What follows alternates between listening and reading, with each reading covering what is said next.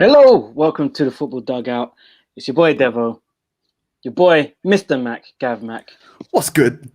And that means it's die Bundesliga show. We are one man light for now, but Florian will be joining us in due time.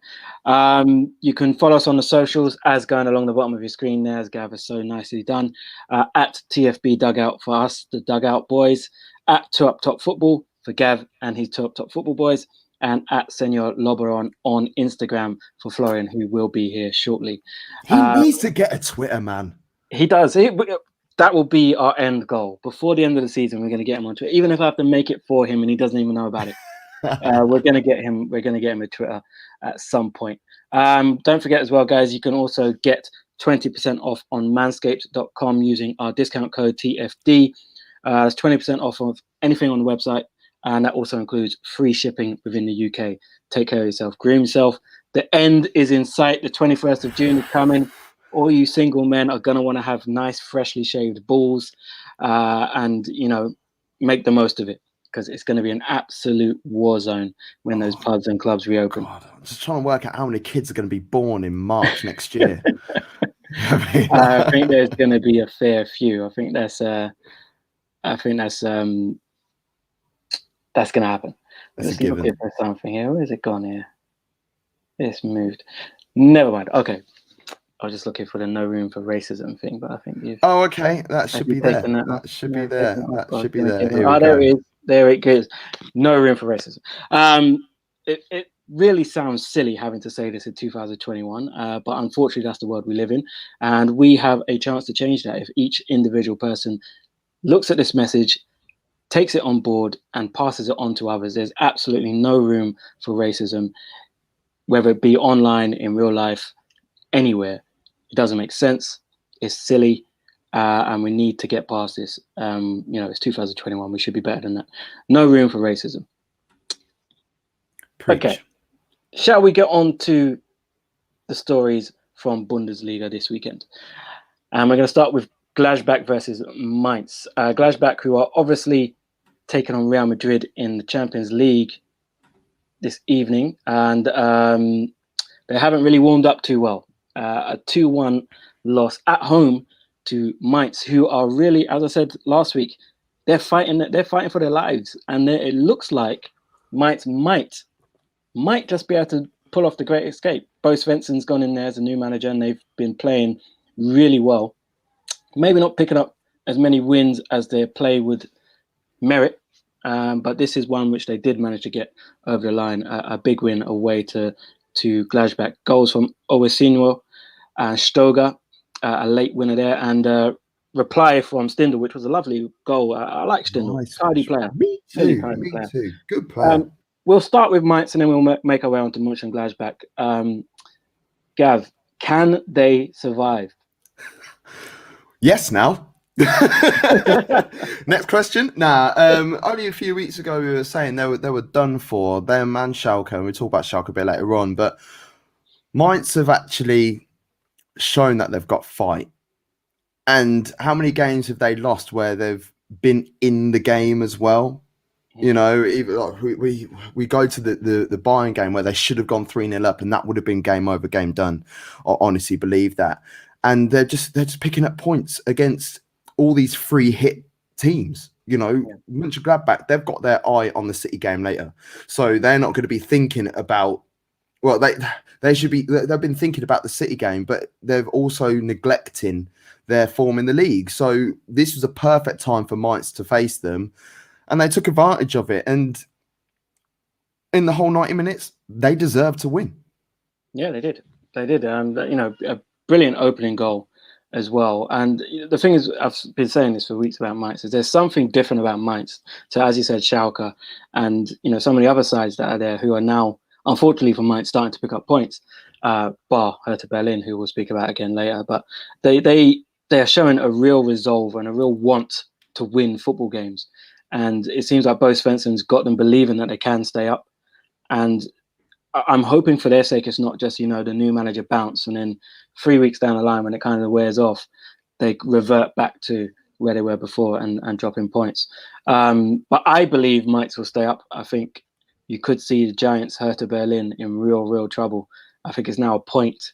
Mainz are only a point behind them. Bielefeld obviously on 17 with a game in hand as well. Sorry, 18 with a game in hand as well. It's looking very, very interesting. Yeah, and the thing with Mainz as well, their next two fixtures, these are winnable games. So it's going to be interesting to see whether they could use their mentality that they've had against the big hitters of the Bundesliga. They've got Augsburg next, and then the week after they've got Schalke. So this is the time for 6 points. I fancy them to get 6 points out of this game, which means they're going to lose them both, because my predictions have been absolutely terrible so far this season. And then the week after that, they've got Freiburg, and we don't know which Freiburg side are going to show up. They're so Everton this year, Freiburg. So there's a potential that they get 9 points from their next few games. And we'll be talking about, can they squeeze into and make a late charge for a European spot? You never know. You know what? If he gets them up to, even if Mainz finish 13th or 14th, Bo Svensson has to be in the conversation for manager of the year, because that would be it. But they were literally, I think, when he took over, maybe a point above Schalke, 2 points maximum. And we was all laughing at Schalke. Mainz were right there with him, And now look, they've also got Hoffenheim they've also got Hoffenheim and Bielefeld in their next run of games. So this is a great opportunity for them to do something about it. And what I'm loving about Mainz, they're all playing for each other. They're all fighting. So what I'm hoping is that when it gets to end of March, early April, I hope that they don't think their work has been done, so they can take their foot off the gas. This is their time to be like, right, let's kick on, let's go for it. It reminds me of the early Klopp days and the early Tuchel days at the moment, the way they're playing their football. So fingers crossed. And let's talk about Mönchengladbach. As we said, they are awaiting the Champions League game against Man City. And not only is this a terrible result to take into that, but also the fact that their manager is no longer their manager. How much of an effect do you think that played on this result? Giant effect. Well, the news only came out midway through their preparations for this game as well. There was speculation, but it didn't really get announced until they were building up for this Mainz game. So do the players care? Well, of course they care, because they are still professional footballers, but have they got that same level of drive? Do they really want to listen to their manager at the moment? It's difficult to look. I can only speak for myself, but I'm sure it's not just me that's been in this position. When you are leaving to go to another job and you're working your notice, you don't put every ounce of energy in. Even if you say you are, you don't. And this is what I think is happening. The body language from Roda on the bench when the equaliser went in, and just opportunities that they were taking, there wasn't anything there. There wasn't any body language whatsoever. And if you're acting like that on the bench, what do you think what do you think the message is being translated to the players on the pitch? It's not going to be the same. So I think I saw a similar thing when Nagelsmann left Hoffenheim and announced that he was going to Leipzig halfway through the season. Hoffenheim also, their form dipped for a little bit after that announcement. I just don't understand the timing of it from Mönchengladbach's point of view. And even from Dortmund's point of view. I mean, Dortmund, I suppose you could say the players will now know that they have someone coming in, so they're going to want to impress and blah, blah, blah. Mönchengladbach players, I don't know where they stand in this, because they haven't announced who's coming in next. So there's no real clear direction, and it could be costly at this start, because they win with a chance of qualifying for Europe again, for Champions League even. And the time is just a bit poor. So that's a terrible result for them. But big up Mainz. Well done to Big up Mainz. Quickly, before we move on to the next game, we're just going to try and get predictions of what's going to happen tonight. Are City going to run a riot, as many people have predicted? But City tend to, they get into the Champions League and it's not the same side that you see in the Premier League. I think this time it's just going to be that little bit different. They're on an 18-game winning run. We were talking about this on the Top Premier League show at the weekend. It's not like they're unbeaten in the last 18 games, which is nice. They've won every single one of their last 18 games. And even when they haven't got out of second gear, Arsenal, they have still been able to control the game from minute one. And that's what's going to happen in this game. If the manager announcement hadn't been made, I would fancy Gladbach to be like, right, okay, let's try and shock them. Let's try and do something a little bit special here. But the attitude levels are not there at the moment. It could be a cricket score. I just seen the lineup, and City are not playing De Bruyne, but he's not gone with the 2 DM system that he tried last season, or any of those foolish formations that he tends to do at this stage. He's gone with a pretty much straightforward Man City lineup, just with De Bruyne on the bench and Aguero on the bench. So with that in mind, I think Mönchengladbach might get that work. No change whatsoever. Yeah, Foden starting? Yes. Yeah, Foden, Gundogan, Sterling, game done. Jesus. I think it's going to be a massacre. But you never know. Football is a funny old game. Speaking of football being a funny old game, Frankfurt have beaten the almighty Bayern 2-1 at home. And I said before this game that Frankfurt sometimes are quite a bogey side for Bayern Munich. They beat them in the cup final a couple of years ago, which with Niko Kovac then leaving Frankfurt to take over at Bayern Munich. And the biggest thing for me is that Frankfurt did this without Andre Silva, who, second best goal tally in the league. I think he's now been surpassed by Haaland. But without him, and it could have been more. Frankfurt had quite a few chances, especially in the first half. And I think when they went 2-0 up in that half time, they kind of a bit shell-shocked in the second half and allowed Bayern back into the game. But goals from Kamada and Younes, who was brilliant on the day. That's one of the best goals of the weekend. There were some great goals in the Bundesliga this weekend. But number 3 on my list, that one. Yeah. For goal of the weekend. You know what? Yeah. I agree Still with that. Still sick. Doesn't mean that the other there weren't any other decent goals, but the other 2 goals that we'll come to later are just that. Yeah. Unbelievable goal. But yeah, I'll put that third. And then Lewandowski got his customary goal in the 53rd minute. And Bayern, as much as they huffed and puffed, they couldn't break down Frankfurt to get that equaliser, and they lose points. And Frankfurt are absolutely flying. The informed team in Germany, they're now firmly in the Champions League places. How long can they keep this run up, Gav? Not for very much longer, if I'm honest. Next, no, they've got Bremen next week, but then they've got Stuttgart at home, and we know what Stuttgart's away form's like, and then they've got Leipzig. So I could see 4 points from their next 3 games, which, to be fair, still isn't a bad return. But look, Frankfurt have shocked a lot of people this year. You know, it was only just before they went on this monster run, we were talking about them. They might be able to squeeze into a Europa League position, but they're going to be comfortably in mid-table. Are they shocking people, actually? Because the level of football that they're playing is second to none, and teams don't really know how to handle them and how to approach them. I dig out Andre Silva every week, but he is scoring every week. I was surprised that he wasn't in. I was surprised that he wasn't in the lineup, but then I found out he was injured, so it's like fair enough. And Luka Jovic finally got a start since his return. Yeah, Kamada is bossing the middle of the park. Kostic is just putting in wonder balls constantly, and the form of Younes has turned around immensely. He's not been picked for the national side for 3-4 years, but Yogi Love was in the stands for this, and I think he would have been very, very impressed with his performance.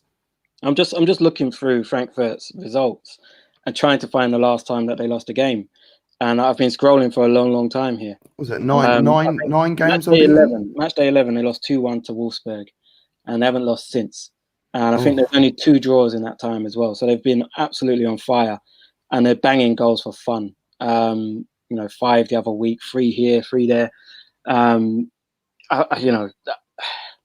They're doing it at both ends of the pitch as well. They're defending pretty well. Trapp's in the form of his life. Trapp. This is I wanted to speak about him because it's so difficult for him. He's not going to be able to dislodge Manuel Neuer at the moment. Manuel Neuer has got age is catching up with him a little bit, but Kevin Trapp is one of the best goalkeepers that Germany have produced in a very, very long time. They've got a lot of good goalkeepers. Oh yes, they have, and I'll leave. I'll throw Leno in the conversation as well. No, I will to a degree. It's just the way Arsenal play, but it's not Arsenal show today. It's Bundesliga, so I could talk about them forever. But look, Kevin Trapp, he's 30.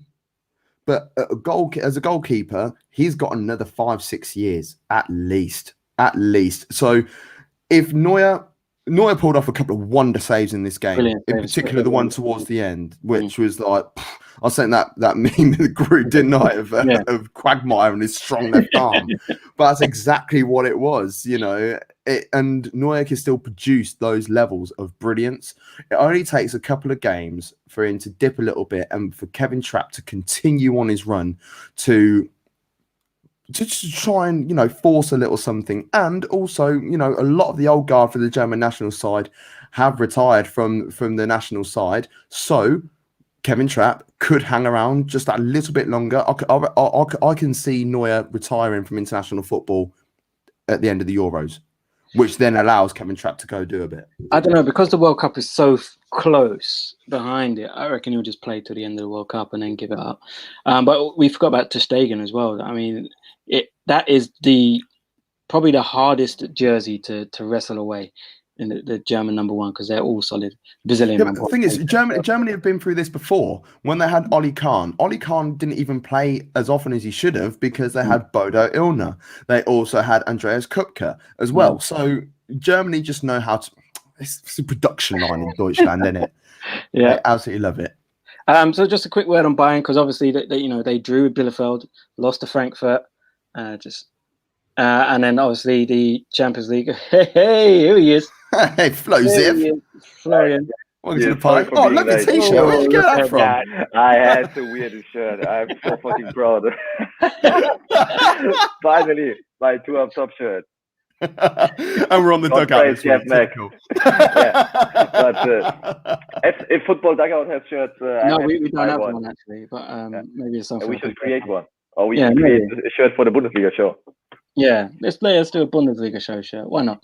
Let's do it. You're coming just at the right time, Flo. So we're just about to talk about. I'll put Bayern Leverkusen. I've just realised it was Bayern Leverkusen on the bottom of the thing as well. Leverkusen What? They did lose. Well, we'll get onto that. We just talk about Bayern Munich. But there's standing Eintracht Frankfurt against Bayer Leverkusen in the bottom line. Yeah, I don't know why. Gav's obviously had a few. There you go. So Not enough. Bayern Munich. That's the issue. And Bayern, obviously, the form drawing to Bielefeld, losing to Frankfurt. Obviously, they won yesterday against Lazio pretty handsomely, but they've got a few injuries. They've allowed Leipzig to come back 2 points behind them. Are Bayern Munich right to be worried, or are they okay? I believe they are the most dangerous when they're weak. So if the Bundesliga underestimates Bayern Munich, that's exactly the moment where Bayern Munich starts winning 10 games in a row. Yeah. So I wouldn't say that I would say they're beatable, of course. So all teams may have the self-confidence to say in a game against Bayern Munich, okay, they're not the Invincibles anymore. They've never been there, but there was a period of time when they were really hard to beat, especially in the beginning of Flick era. And now is the moment where you go into a match and you say, okay, with a good performance and a little bit of luck, we might be able to grab a point, or even very much amount of luck, or very high amount of luck, we can secure a win. But I guess the more games Munich loses, the more focused they become. So I'm pretty sure that they will, especially after the Lazio win, they will start winning matches in the Bundesliga very soon. But I'm really looking forward towards their match against Leipzig, and I hope until then Leipzig can manage it to stay in contact. That's the beginning of April, isn't it, that game? I think. Yeah. On the plus side for Bayern, they have got Cologne next. So Easy if money. you want to get back to winning ways, just How long is Thomas Muller out for? Because I think that's the player who really makes them tick, is Thomas Muller. Is it COVID that he had, or was it an actual injury? He has COVID. Yeah. He got infected during the Club World Cup. Oh dear. Ugh. Well, we'll move on. Done. Before we move on, there was a question that came through before we started, which I love that, because like people are sitting there praying, waiting for it's like, you know, I'll tell you what it was like hanging out outside the pub on June the 20th of June You know, like you get, like when a new iPhone's out and people are queuing up outside like the Apple store, and then the first person walks out and they're like, "I've got an iPad" or whatever. So yeah, the question was thoughts on Musiala joining Germany rather than England, and I think that is it's a key question, especially when we're talking about Bayern Munich as well. So thoughts, Musiala for Deutschland. I don't really get it, because from my point of view, England is the more promising nation with more promising talents. But I guess it's always a matter of kind of maybe where you feel home. I don't know how he feels. He was born in Germany. Now he's in Germany again. He's still very young. So I can imagine for him, he said maybe he felt like a stranger in England. I don't know what's going on in his head. But just looking on the football pitch, I think the England squad is more promising. But obviously, if you want to win a title, you're wrong in England. You need to go to Germany. You want to be. True. Sorry for that, any English guys, but I would love England to win a World Cup, by the way. But I'm very skeptical that it's going to happen. Can you imagine if you win the Euro? The big advantage he has in Germany is that he's the Bayern Munich player.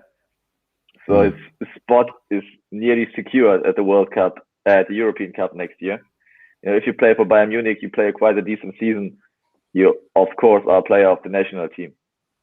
He has a very big lobby in the national team if he plays for Bayern Munich, and that's what I think is might have been a factor. Because in England, he won't have that lobby. He's even playing for an English team. It will be a very difficult way for him to come into the squad. I think it's if you think football in terms, it's a wise decision because, as you said, the talent pool in England at the moment, especially in like advanced midfielders, is quite deep. I think he'll get more opportunities in Germany quicker. I mean, there's a lot of. Yeah, I saw that. I was going to ignore that. I feel like he's digging out Croydon, but I'm going to leave that. You leave the Bronx alone, man. You leave the Bronx alone. I think him playing for Germany they may see more opportunities to actually play. Unless he completely reinvented himself and became a DM, because England, that's one area which we could do with some help.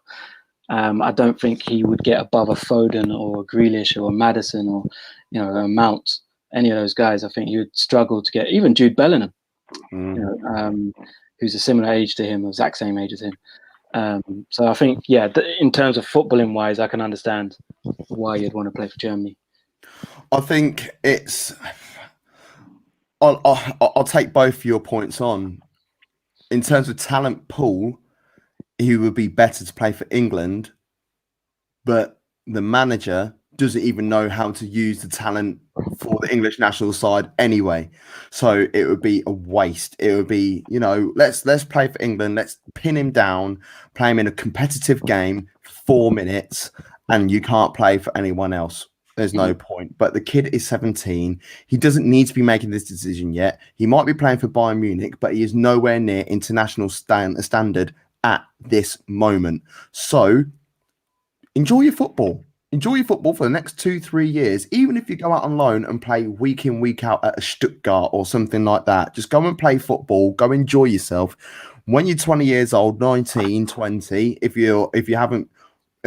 unless you've progressed a lot quicker than you expect to, then make a decision. There's no rush. You shouldn't be in any thoughts of a Euro squad this year or a World Cup squad next year. You should be thinking next about Euro 2024. I can imagine that the German Football Association was flirting really heavy with him because we simply don't have these young talents. Like Moukoko, for example, plays in Dortmund, 16 is the youngest Bundesliga player.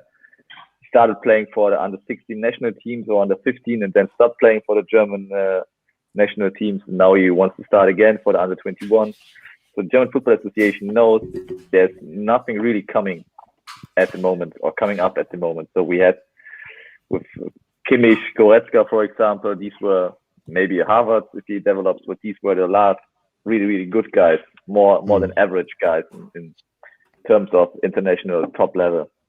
And I can imagine that the German Football Association hopes for guys like Mukoko and Musiala to be important pillars of a squad in 10 years, to get some time to re-establish the structures in the youth academic system, especially in the under 15, 17, 19 national teams, etc., because there's a huge process going on in German Football Association. We are building a whole new academy in Frankfurt, like you have it in England, or like France has it in Paris or Holland in Utrecht, for example. We missed this point many years ago, and that's one of the reasons why all the nations, just run away from Germany to the top. Okay, shall we move on to quite possibly the biggest game of the weekend? To club football, yeah. Oh, I thought you were on. I thought you were on about like Hoffenheim versus no Cologne versus Stuttgart. That was the big game of the weekend. You spelled the name right, Schalke 04. Yeah, that's good. Oh my God! What's the result? I didn't even see that before. Oh my God, that's brilliant. Yeah. You know what? We laugh at Schalke every week. I'm not going to laugh at Schalke this week. I actually feel sorry for them. This is the problem. It's good that we laugh at them because, you know, I don't. What's the word if you suffer with someone in English? What's the term? You know, because Dortmund are what? You sympathise with them or empathise? Empathise, yeah. So after the match, Dortmund was emphasizing with Schalke. And that's the worst that can happen. If your biggest rival, your enemy, is emphasizing with you because you're so weak and so bad. This tears out your heart. If they laugh at you, it's okay. It's well deserved, but don't emphasize with Schalke. No, I do, because this scoreline doesn't tell the story of the game. I think Schalke played really well in this game. The only problem is they can't make up their mind in the final third. They get close to the final third and they don't know what to do. Should I pass? Should I pass it to this guy? And then they end up doing nothing. And they hit the post, a great save from Marvin Hitz in the second half when it was 2-0, I believe. I feel like they had chances at the beginning of the game to get into dangerous positions, just couldn't figure it out. And then on the stroke of half time, bad mistake from Stambouli. Sancho's in, 1-0. Sancho gets the ball wide. Haaland, absolute, just world-class finish. Just doing Devo, mate. Stood up when he scored that goal. I couldn't believe Devo, I picked my top 3 goals of the week. And you didn't even pick him? Forgot about this. Oh, this is my second one. Oh, no, I had different. I've got, no, Eunice has got to go down to number 4. This has got to be number 3. Okay. All right. We'll get there. Okay. As to what the top 3 goals. But yeah, Haaland was absolutely ridiculous. As soon as the ball came in, I saw him shape up. I was like, goal. I knew it was a goal. I knew it. But yeah, I mean, I don't know if there's much to say about Schalke at this point. They're done and dusted in this league. Absolutely finished. So we'll talk about Dortmund mostly. Can they take this? I'll come to you, Gav. Can they take this result and what it means in this derby and really push on now? I mean, the manager, they know who it's going to be. That's all sorted out. They've got a great result here against their local rivals. Can they now push on and try to get back into the Champions League places? See, I would have said no before, but when we were speaking about Gladbach earlier on today, and you just put it back in the forefront of my mind again, they now have to try and impress, because I'm not saying that they've got dead wood, but they've got a squad, and there's a lot of this squad that are going to be wanting to be in the starting 11 week in, week out. You look at squads, you look at teams like Wolfsburg. You can pick their starting 11 every week and you know it's going to be that. Whereas Dortmund, there's a lot of talent knocking around. Who starts, who stays, who goes, whatever. And they're all going to be vying for a starting 11 position week in, week out. So now that they know who is going to be coming in place, then this is their chance to push themselves into the top 4. And if they do, how good would it be for Rosa to walk into a Champions League squad ready to go? Maybe a couple of additions here and there, but you look at Dortmund are performing way below par. There's no denying that. They should be in second spot. Don't care what anyone else says. Wolfsburg got a good side. Leipzig got a good side. Gladbach have got a good side. Leverkusen, whatever. But they are the second best team in the Bundesliga. Mm. They should be in that position. So it could be enough for them to push on. There is still a bit of a gap, There's still 6 points between them and Frankfurt in fourth place. So I think that's the issue, isn't it? Frankfurt and Wolfsburg are absolutely just flying. Like neither one of those two teams look like dropping points every time they go on the pitch. Frankfurt just beat Bayern, for example. So that's one issue. Flo, just quickly, I'm going to quick thing about Schalke, because I don't want to dig out Schalke too much, but it's obvious they're getting relegated. Do you think that they're even good enough to come back up? The squad that they currently have, because I doubt they're going to keep Kolasinac. I doubt they'll keep Mustafi if they get relegated because they won't be able to afford them. Do you think that this could be the last time we see Schalke in the Bundesliga for a very long time? Well, there are two sides of the medal. On the one hand, they have huge and massive financial problems. So I guess there won't be much money to rebuild. Or on the other hand, you can't expect, or you have to expect even less money because you don't get the amount of TV money in the second Bundesliga, and you maybe you don't have fans in the stadium. So usually, without Corona, I would say, okay, Schalke is going up straight because simply 60,000 stadium is just too big. They're just too big for a second league team. They will be able to collect some players who just like to play or take the chance to play for Schalke and make a team that is able to, or build a team that is able to play for promotion. But I mean, you take a look at Hamburg, for example. They're struggling for a third year consecutive now in the second Bundesliga, and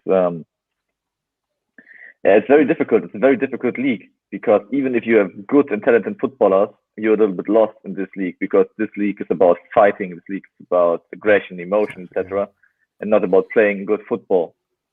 And if you come to, I don't know, SV Sandhausen or VfL Osnabrück and you play on a pitch which is 5 years old, you can't expect to play on good conditions. Yeah. So as I think the biggest problem for Schalke is not becoming insolvent, to stay liquid. They have these huge financial problems, and if they're able to survive a relegation, then they should be a contender for promotion, from my point of view. But if they don't, then for me it's possible that they don't survive this because they're so heavy. I don't know. In debt. So heavy debt. Yeah. It kind of reminds me of Leeds and that situation where they went down and then just didn't come up for I think it was 16 years. Do you guys remember Kaiserslautern from Germany? Yes, I remember Kaiserslautern. Yeah, they played in the Champions League in 98-99. I remember that from my Champions League 98-99 PlayStation game. I had that. I'm a PlayStation 1 chipped.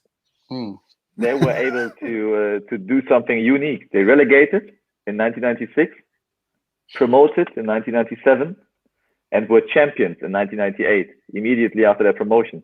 So I'm 100% sure this won't ever happen again. But nowadays, a couple of years later, they relegated again, Bundesliga 2, didn't manage to promote. And then it's the circle of death.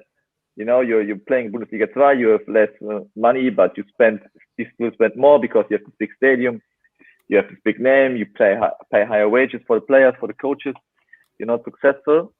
And nowadays, Kaiserslautern plays in the third league in Bundesliga in Germany because they financially collapsed, and they're nearby to collapsing again and to relegate in fourth league or fifth league. So this is something which could happen to Schalke or maybe even Hamburg if they're not able to promote very soon. You have such a high burden as a big club. Yeah. Devo, can we block Eddie Martin with comments like this? I don't think Kroenke would allow us to go into that much. Well, unless Kroenke just sells it for Anyway, we won't get into that. Let's move on to Bielefeld versus Wolfsburg. Mentioned them just a second ago. They are absolutely flying Wolfsburg. This was like a walk in the park, this game. It's not the same Bielefeld that played against Bayern Munich. Wolfsburg didn't give him a chance. 2 goals for Renato Stefan and a wonder strike from Maximilian Arnold. Is that one of your goals of the week? That Arnold strike? Yeah, that's my number 2. That was a great strike. But yeah, I would not put it in my top 3. It was a great strike, though. You want to put it in your top 3? No, I think Eunice's strike was better than that for me. But yeah, another great goal this weekend. Gav, Wolfsburg, when is this going to... That's 6 games now, clean sheets. 6 clean sheets in a row. Absolutely flying.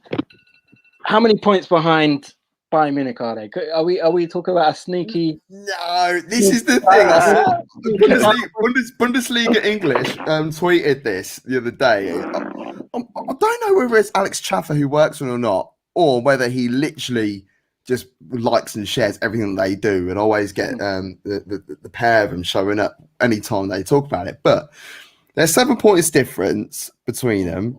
They're on a lovely run. That run's going to come to an end soon. Either they will lose a game or they'll draw, because they are draw specialists. They've drawn equal highest number of games so far in the Bundesliga with Frankfurt, Union Berlin and Gladbach. 9 draws. You can't. Funny, both them and Frankfurt on 9 draws. Imagine if they turn just 3 of those draws into wins. It's a completely different picture in it. Yeah. You see, that's the thing, because like Frankfurt's were, will get a point back. They gained a point from these, whereas Wolfsburg, I felt, lost 3 points. Dropped 2 points in a lot of these games as well. And that was the mentality at the beginning of the season. Everything's changed around a little bit, Wout Weghorst is scoring with his feet, things that have been happening over the last, 5-6 weeks, where he's been so used to getting balls whipped in by Stefan.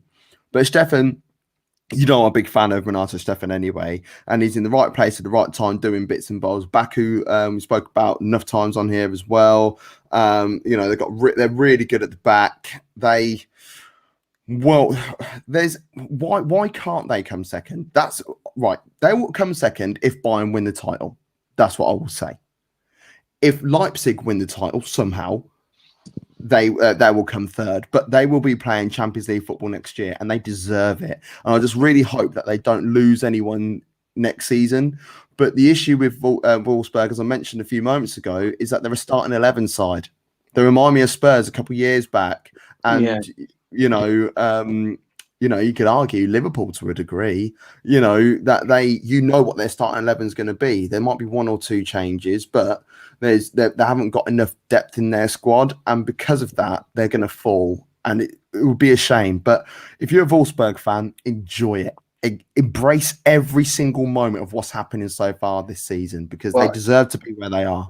It wasn't that long ago that they did win the league, and they've got money, Wolfsburg. So if they do finish in the Champions League places, do you think, Flo, that next season they could perhaps push on in the transfer market and make a solid effort to try and put together a title challenge? The difficulty is with a big company in your background, like we have it with Bayer. We have this clause, and Wolfsburg has it too, that if we make profits, we give the profits to the company. If we make debt, the company pays our debt in a year. That's quite comfortable at the moment in the COVID times.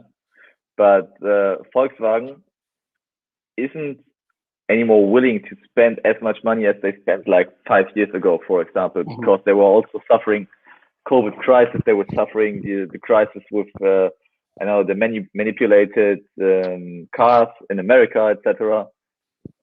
And I can imagine Volkswagen will push, but Wolfsburg needs to learn from their failures in the past.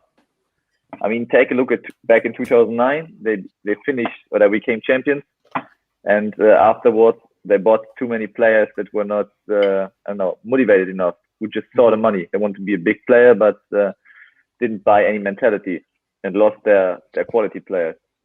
So they managed to rebuild in 2015, won the cup, finished second with Kevin De Bruyne, etc. in the squad. Yeah. And afterwards again, they missed signing mentality in their team. They just signed very expensive players, names, etc. Like Andre Schürrle, for example, who were just a mess. And they had to play the relegation playoffs 2 times in a row. Now they seem to have learned and have a good squad at the moment, but I don't know what happens if they come back to Champions League. From my point of view, Wolfsburg is one of the teams regarding the budget they have and the amount of money they have for players, and from Volkswagen, it's a team that always needs to be in the top 4 in Germany. For a long time, for 2 or 3 years, they had the second or third expensive squad in the league. And it looks like that's where they're going to finish this season. Possibly either just behind or just in front of Red Bull Leipzig, who put some pressure back onto Bayern Munich with a pretty easy 3-0 victory in Berlin.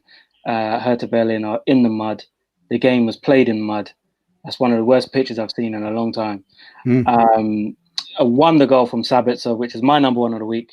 That's my number 1. Yes, I think that's pretty obvious. And then Musiala, after a terrible Guendouzi mistake, who tried to dive in his own box, and obviously didn't get the free kick. And Musiala just said, "Thank you, out of that top corner, bosh." And then a header from Orban to round things off, an assist from Sabitzer. This was pretty straightforward for Leipzig. Hertha Berlin did have 1 or 2 chances. Cunha missed a good chance. There's some good last-ditch defending from Klosterman. But generally, over 90 minutes, Leipzig deserved a 3-0 lead. And this is a massive, massive win for them to put pressure on Bayern Munich. But do they really believe that they can topple Bayern Munich? Florian, I'll come to you with this. Julian Nagelsmann believes it. That's for sure, because he has the ambition. I can imagine if you come back from 7 points behind to 2 points behind, that the squad is in a comfortable position at the moment. So they're very comfortable at being challengers, being runners up, and just securing win after win every weekend. So if they lose the game, it's not that the whole country is saying, "Oh damn, you screwed it. You wanted to be Bayern Munich, or we didn't want to be Bayern Munich, the next champion, and now you screwed it." No, they're just gonna play their game, and if Bayern Munich drops a point, they'll be there. So I can imagine they believe, to answer your question. Yeah, they believe in becoming champions. What they normally do is when Bayern fluff their lines, they fluff it as well. So I think this is probably the most pressure that they've felt in the Bundesliga for a long time. I honestly believe that, because they've just seen Bayern Munich lose their game against Frankfurt, who are also sniffing around them as well. And they said, by hook or by crook, we need to get 3 points out of this game. And they didn't. Yes, as Devo said as well, Hertha did have a few chances. They could have even taken the lead in this game as well. But they weren't prepared to let that happen. They were like, right, okay, we need to make sure that we step up to the mark. And they did. And yes, Sabitzer just having another glorious game. He is one of the best midfielders in world football. I honestly believe that. Well, he's definitely got one of the best long-range shots. This guy's just his goal in the Champions League was it last season with that volley outside of the foot. That's one of the most ridiculous things I've seen in a long time. And this is another one to add to his catalogue. Brief word on Berlin before we move on. New manager, same results, same individualistic performances, players just kind of letting the team down. This week it was Guendouzi, who came off the bench and was terrible.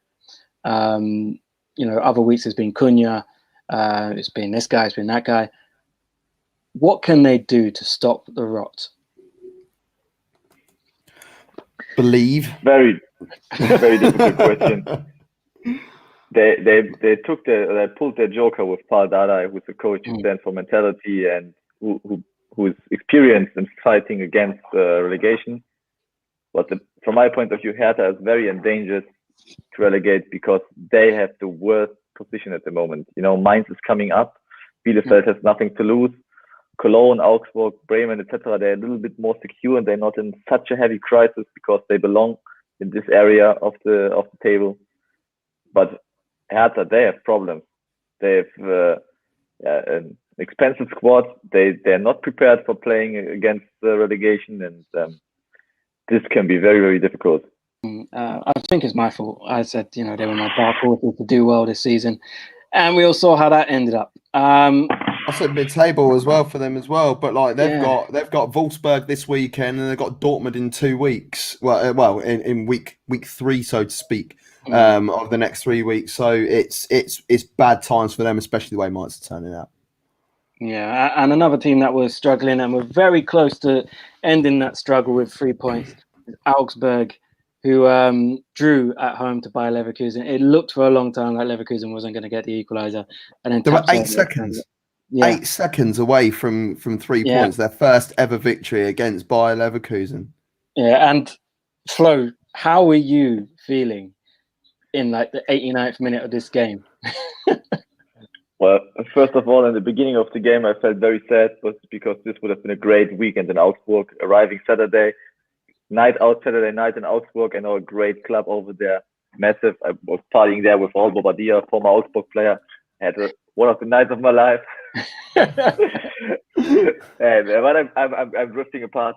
And this was the game starts, and you think this can't be possible. What's doing Lump there? His mistake.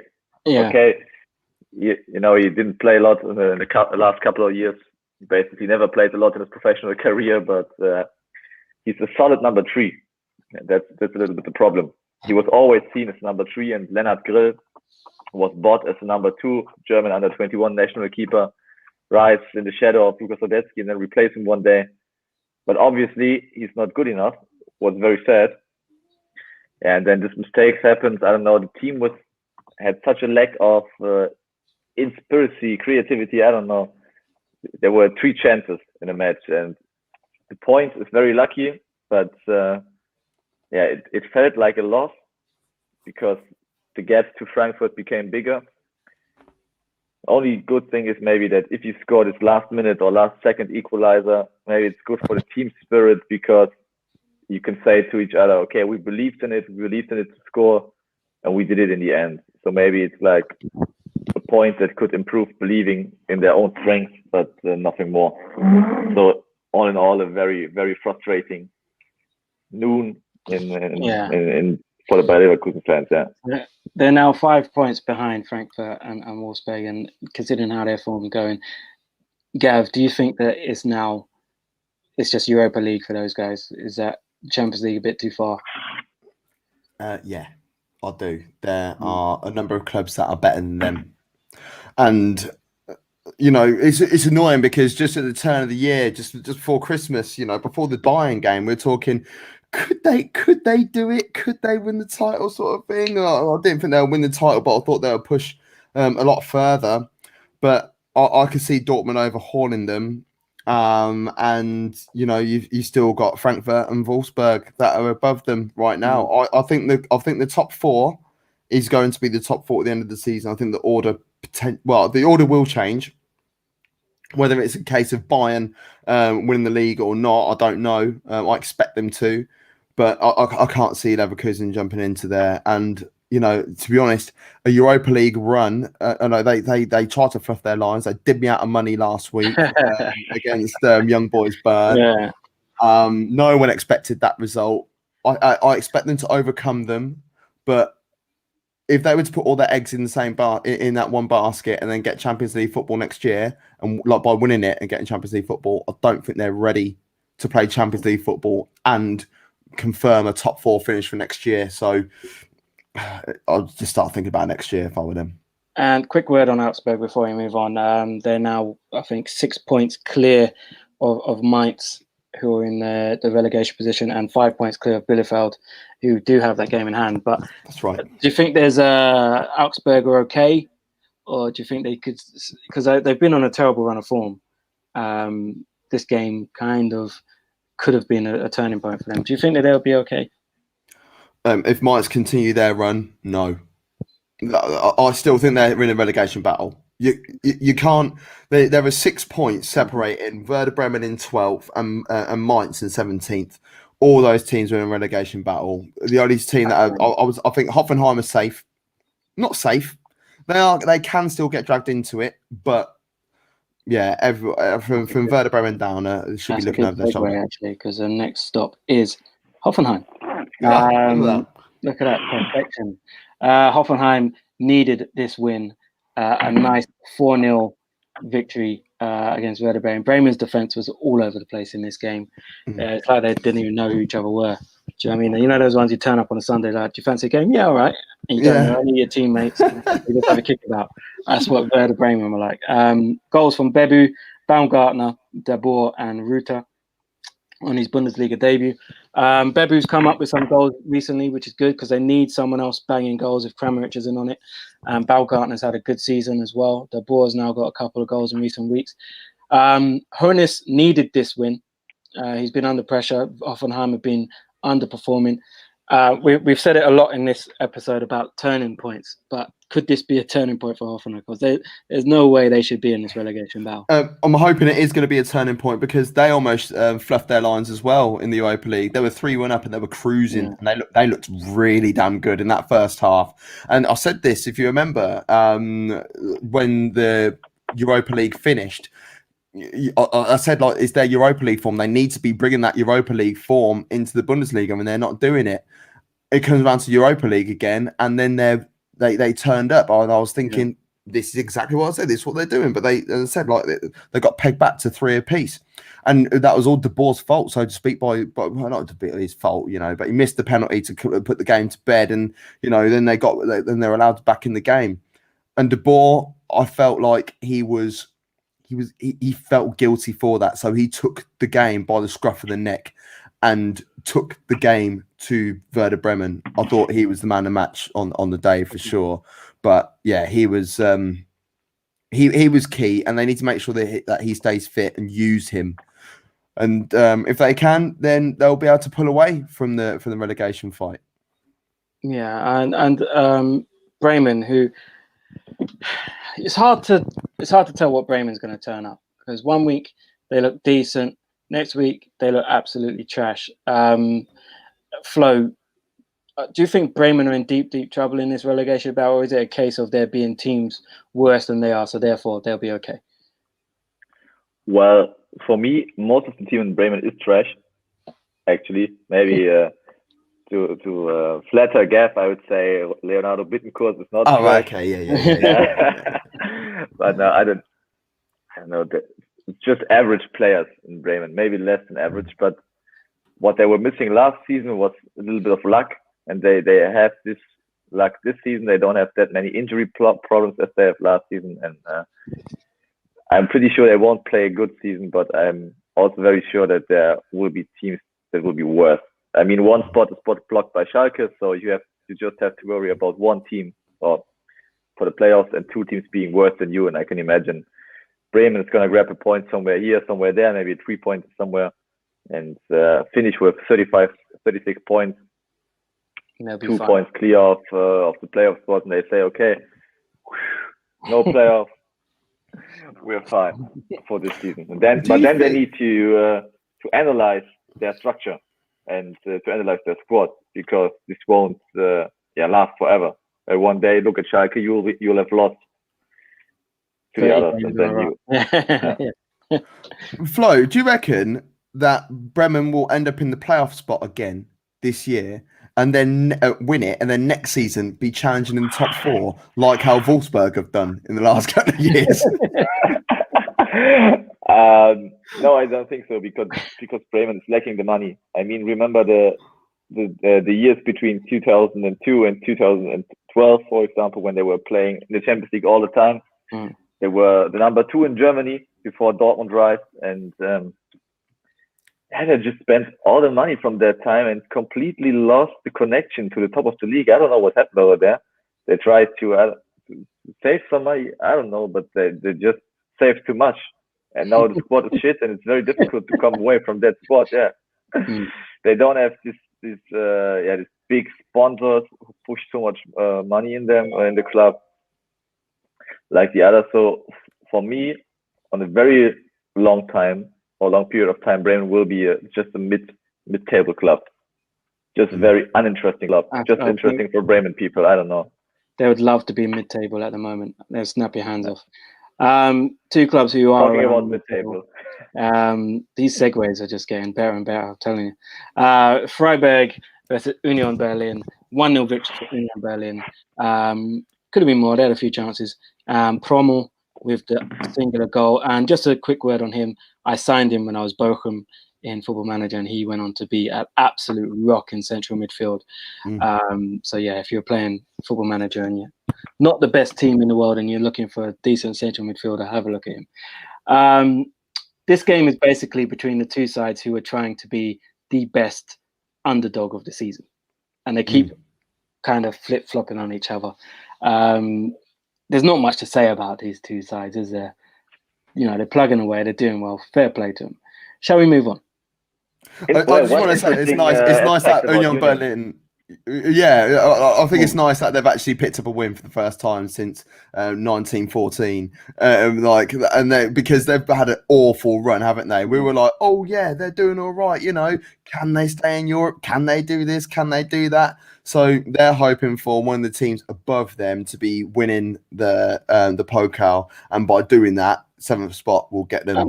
Both teams are only 3 points behind Dortmund in the Europa League places, so it's not necessarily gone. Sorry, Freiburg have got 31 points. Yeah, one interesting point about Union Berlin is, I don't know if I've said that already, but they recently became the biggest club in the city, officially. So they now have more members than Hertha has. Wow. That's got a burn. That is a trophy and a half, that is, isn't it? Oh, that's taking a look at the Bundesliga table, taking a look at the amount of members, we see the big city club playing in Köpenick. This reminds me of when Spurs fans say they're the biggest club in North London. Oh, the banter. And it hurts because it's not. You're clearly not. But anyway, we won't get into that. Our last game of the weekend, FC Köln at home to Stuttgart. And Stuttgart away from home generally do well. And this was a lovely goal. This is a great header from Kalajic. He's now got 5 goals in his last 4 games. Nico Gonzalez, who? Hey, steady! Put some respect on his name. Well, this is what you want. When your main man's out, you want someone to step up, and Kalajic has done that. As I said, 5 goals in 4 games. Lovely headed goal here, and I think he's got 5 headed goals in the Bundesliga this season. Devo, who crossed the most? Was it Sosa again? Shocking. My guy Sosa again, of course it was. He's now into double figures as well. Kalajic has 10 goals for him this season. Quietly getting on with his business. I don't know what else to say. Stuttgart are literally mid-table. That's just where they live. I don't think they've moved in the league for like 6 weeks. They've stayed there. Even when they go on a run, I tell you what, actually, when they go on a run of like not losing a game, they end up dropping a position. It's like, yeah, they've been beaten in 5. We just won 3 and drew 2. We started that run in 8th position and now we're 10th. What? I feel for him because it is the case of that. But this what they've done so far this season is Matarazzo a new contract, and that's big. Yeah, he's doing well. And with a clause. Oh, has he got a clause for another, just in case someone else wants? 2023, he has the clause to leave the club, but. It's like business as usual. Yeah. You won't be able to keep Matarazzo if you don't offer him a clause. And if he takes the clause in 23, he spent 3 years in Stuttgart, did a great job, and you have to be satisfied with it. Yeah. Like Gladbach. And Cologne. So, didn't mean to do that. Sorry, finger slipped. Right, I think it's about time for this. Wolfram's words of wisdom.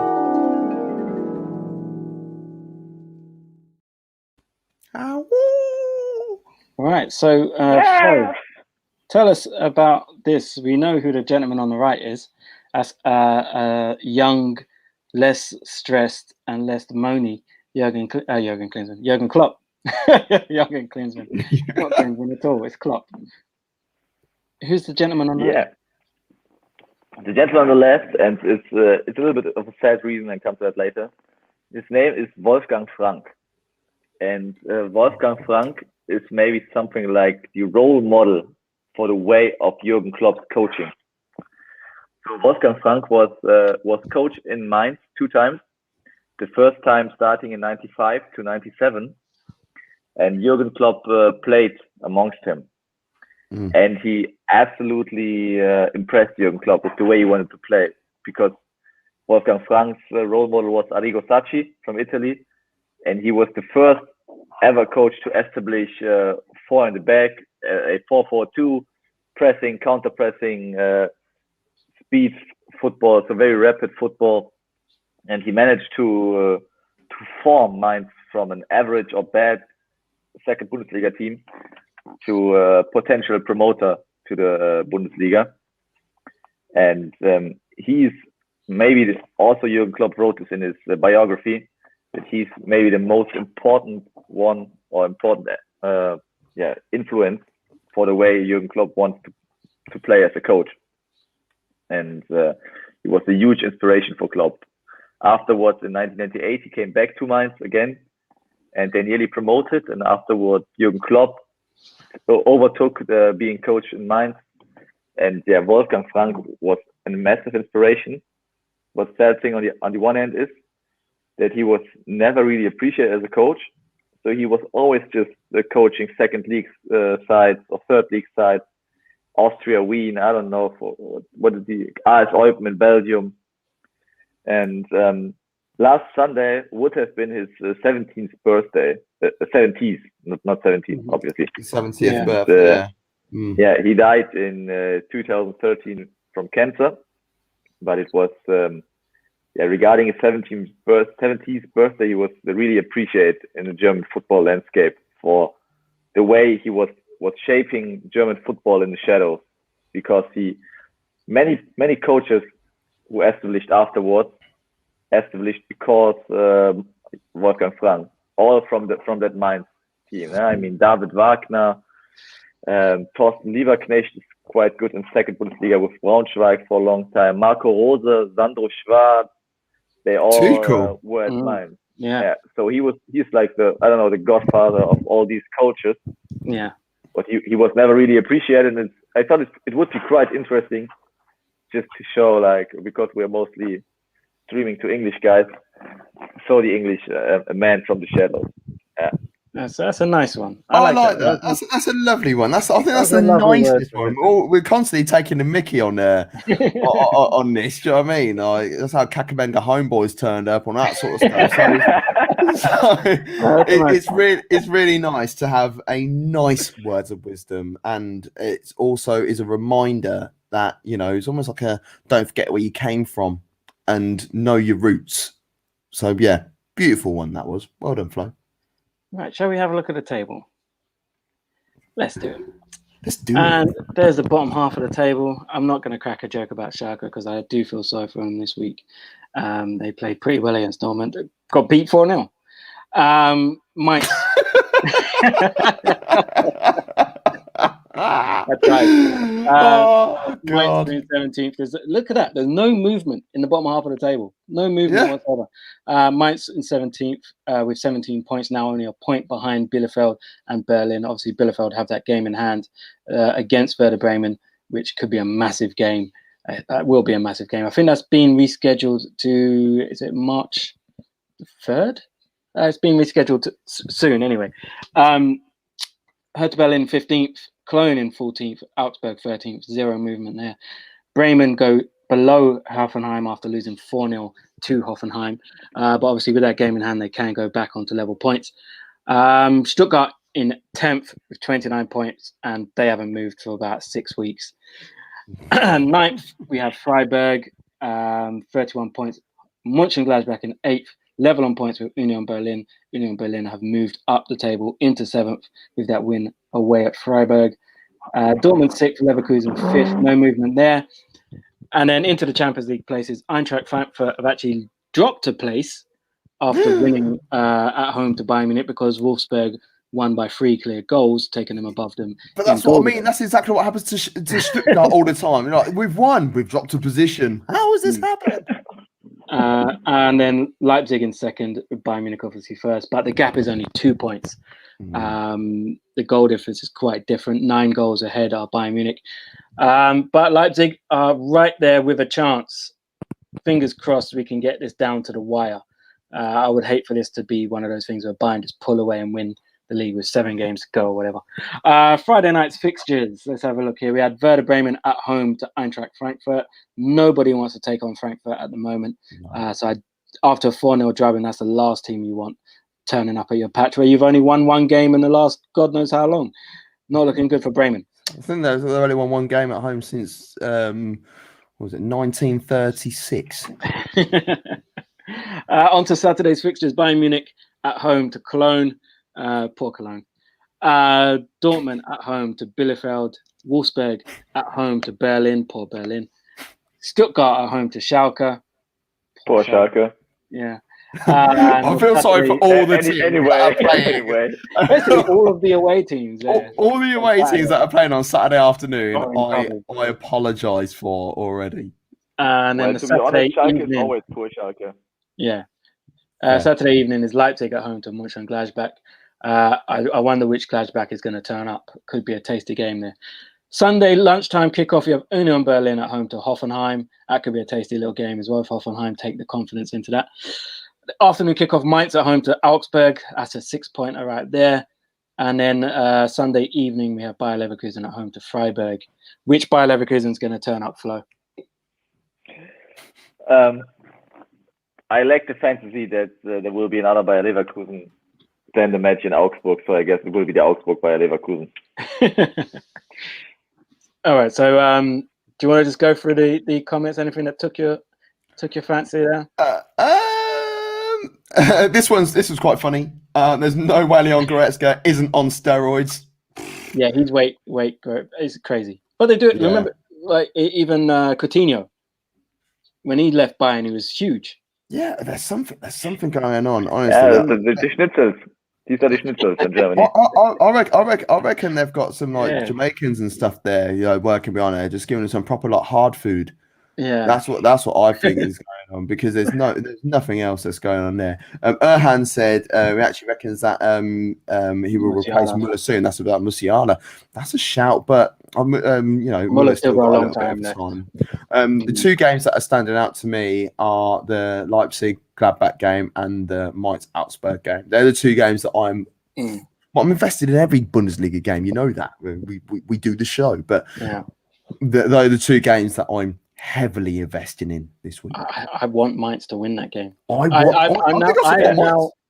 now kind of a Mainz follower for the rest of the season. I just love the fact that they were down and out, and they've just turned a corner. I'm now invested in them. I'm like, yes, Mainz, come on. I might have to bring my hook up and get me. Take the chance and bet on them as long as they're in the relegation position. I'm not betting. No, I'm going to bet against them. I'm going to bet against them every week, because if I win, then it's like, that's great financially. But if I don't win, then I'm helping Mainz on their journey. That's exactly the tactic I have, or the strategy I have with Bayer Leverkusen. But it doesn't seem to work out in the last couple of weeks. Last time I did that, Birmingham City won the League Cup. Anyway. All right, guys. So that's all we got time for. So thank you once again for watching, all of you guys. Remember, you can follow us on our socials. You got TFB Dugout for us, 2 Up Top Football for Gav and the 2 Up Top Football guys. That's on all socials. And then at @senior_Laboron on Instagram if you want to follow Florian. It's been a great show, guys. I'm going to say Auf Wiedersehen. Goodbye. What's that? How's that song go? Goodbye. Farewell. Yeah, anyway, bye.